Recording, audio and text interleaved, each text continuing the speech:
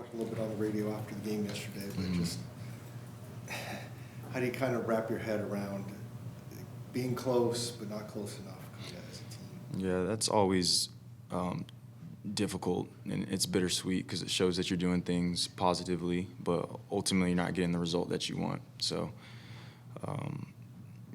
it sucks, truthfully. You got to stay with the process, though, and pick the things that you've done well and try to weed out things to get those wins and to take that next step.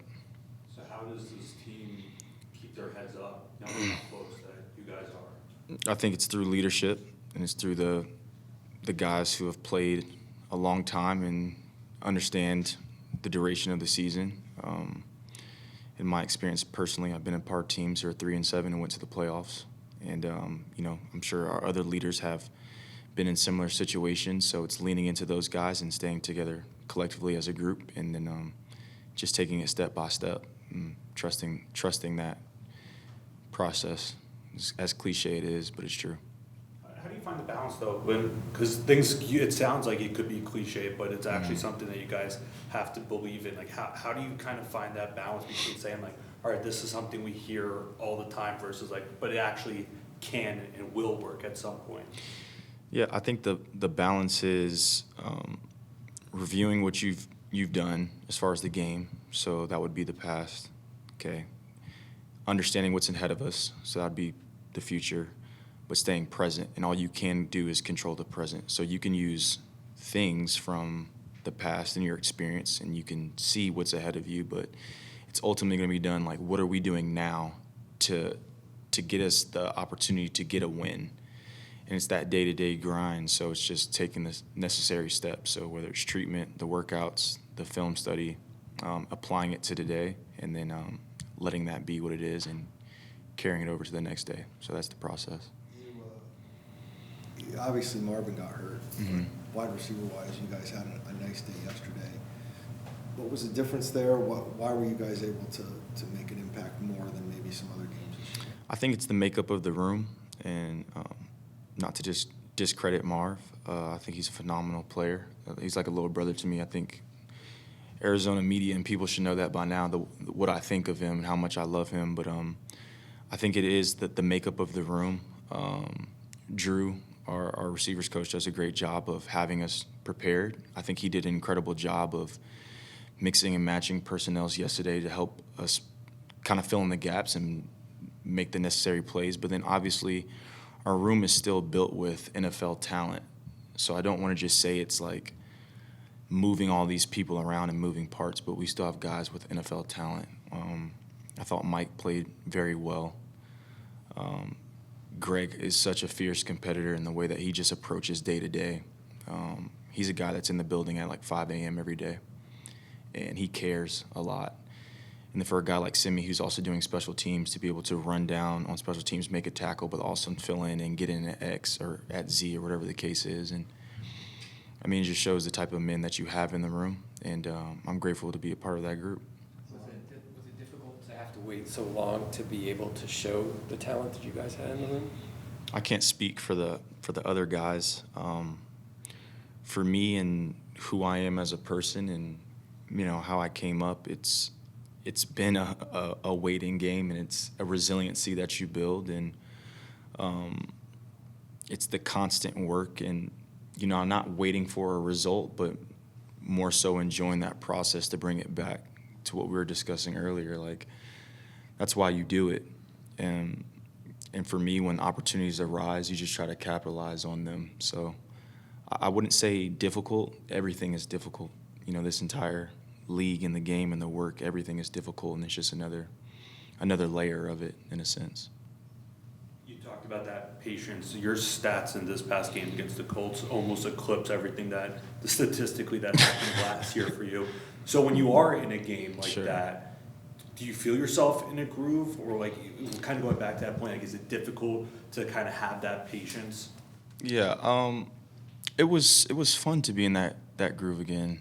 Yeah, battling is fun, competing is fun, and sometimes your roles, they change and look different throughout the years, and I've really just tried to excel in my role and what I'm given, and I love how JG has been upfront and honest and truthful with everyone about their role and what he expects from guys on this roster. And, I've just tried to embrace mine, and it did slightly change because of, obviously, the circumstances. And I've been in that situation before where, you don't have a lot of guys or guys are getting nicked up and you have to move around and change. I've done that since my rookie season of playing 3 spots as a receiver. So for me, again, going back to the process, not to sound like a broken record, but it's using that experience of what I've done, staying present, trusting my ability, trusting what I've been coached to do here, and going out and executing. And so that was just, a glimpse of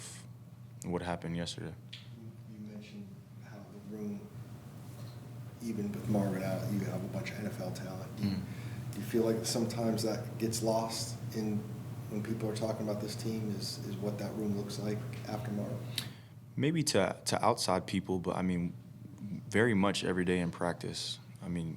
With the way that guys speak to each other, the respect we have for each other within the room, the way that our coaches address us, the way that they show clips of us, I don't think it's ever lost within this building, and that's the most important thing. And so for me, I've seen Greg make plays before. I've seen Mike make plays before. Obviously Marv, and we're like each other's little hype men, whenever we have an opportunity to support each other. I'm trying to celebrate for guys like it was myself when they score. That's the attitude and mindset I want to carry, because you truly can't do it without them, regardless of how good you are. One person doesn't win a game, and you need pieces. It's everybody who's doing their part in the band, and sometimes you're not the lead singer, and that's okay. So the cowbell with Will Ferrell, you know exactly what I'm talking about. Sometimes you just got to play the cowbell, and that's your job. And you do it with a great attitude until you're asked to come in and be the lead singer of the group. So I think that's the best possible mindset you can have, because going against the grain or going against the guys that you're competing with doesn't help you either. So at least that's my perspective. Other receivers may think differently. What impressed you about Jacoby's performance? I loved his poise. I love the way that he was able to come in and lead. His own flavor of it. Every person is different.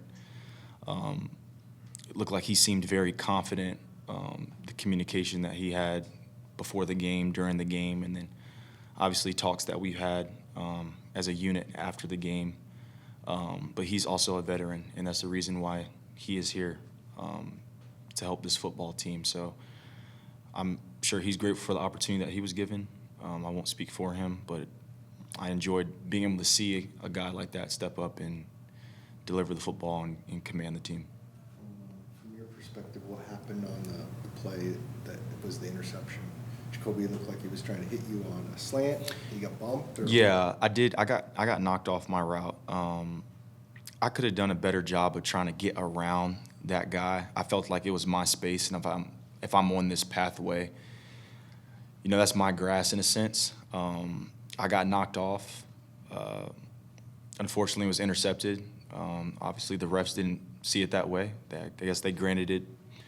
It was fair game, and that's unfortunate. I think truly what I liked was our response afterwards, which, again, is that resilience piece of, something negative happened, but can't do it, can't control it. Let's find a way to get it back and strike back, and I felt like we did that for the most part. So Every week is important, every game is important, but the fact that you guys have one more game, you're sitting on a 4-game losing streak going into the bye, just how important is it to get a win before you go into that break? You said it, and you'll have a lot of players up here and saying that the most important thing is the next game, and that's what we can control right now. As much as we would like to get back some of those plays, we can't. No matter how it was called or officiated or whatever happened, or if you want plays back.